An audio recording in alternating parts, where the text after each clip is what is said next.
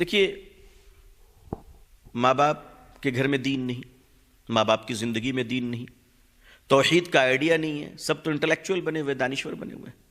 موقع ملتا ہے تو علماء ہی کو تفسیر قرآن سمجھا دیتے ہیں. اماموں پر نظر ہوتی ہے، علماء پہ نظر ہوتی ہے. اتنی سی نظر اگر اپنی بیٹیوں پہ رکھ لیتے تو یہ دین دیکھنا نہیں پڑتا. گھر میں ٹیلی ویژن ہے، دین کا تصور نہیں ہے.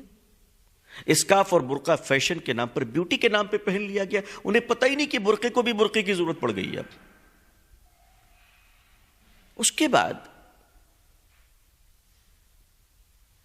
پوری زندگی بچیاں 18 سال 20 سال باپ کے گھر میں رہتی ہے.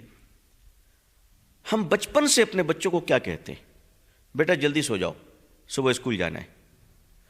بچوں کے کان ترس گئے یہ سننے کے لیے کہ ماں باپ کبھی کہے کہ بیٹا سو جاؤ، صبح فجر کی نماز پڑھنی ہے. 20-20 سال کی بیٹیاں ہو گئی، بیٹے ہو گئے، کبھی نہیں سنا ماں باپ سے.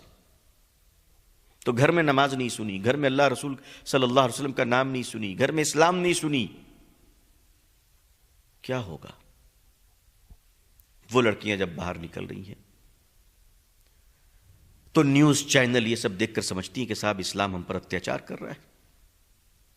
جبکہ اسلام ایسا فلیکسیبل ماڈرن ریلیجن ہے ماشاءاللہ کہ دنیا کی سب سے آزاد اور انکنٹرول لیڈیز یورپ میں اگر کہیں آ کر پناہ لے رہی ہے تو وہ اسلام میں آ کے پناہ لے رہی ہے. اس لیے ویسٹرن کنٹریز میں ہزاروں ہزار عورتیں روزانہ مسلمان ہو رہی ہیں. اور مسلم لڑکیوں کو اسلام نہیں معلوم، مسلم لڑکیوں کو قرآن نہیں معلوم. یہ سارے ذمہ دار علماء ہیں، ماں باپ نہیں ہے. موبائل آپ نے دیا، کیڈبری آپ نے دی. بچپن سے 3 سال کی عمر سے آپ اپنی بیٹی کے برتھ ڈے مناتے ہیں اور بیٹی کے اسکول کے فرینڈز اس برتھ ڈے میں آتے ہیں. تو 3 سال کی عمر میں تو بڑا مزہ آتا ہے برتھ ڈے منانے میں کہ بیٹی بھی کیوٹ لگ رہی ہے، سامنے پڑوسی کا لڑکا بھی کیوٹ لگ رہا ہے، دونوں میں بچپن سے دوستی ہو گئی.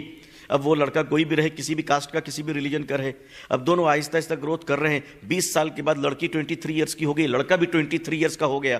تو دوستی اور پیار بھی 23 سال پرانا ہے، 20 سال پرانا ہے. ہر سال برتھ ڈے کے نام پر آپ پوری پوری رات جگتے ہیں. ماں کمر ہلا رہی، باپ کمر ہلا رہا ہے. ایسے گھروں کی بیٹیاں اس طرح کی کچھ حرکتیں کر جا رہی ہیں جس سے پورا سماج اور دیش کے ہر شریف آدمی کا سر جھک جا رہا ہے.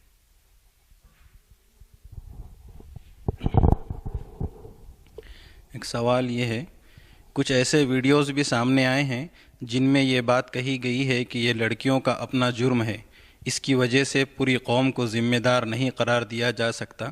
کیا آپ اس بات کو صحیح سمجھتے ہیں؟ دیکھیے، لڑکیاں سماج کا حصہ ہے، بیٹیاں گھر کا چراغ اور گھر کی رونق ہے.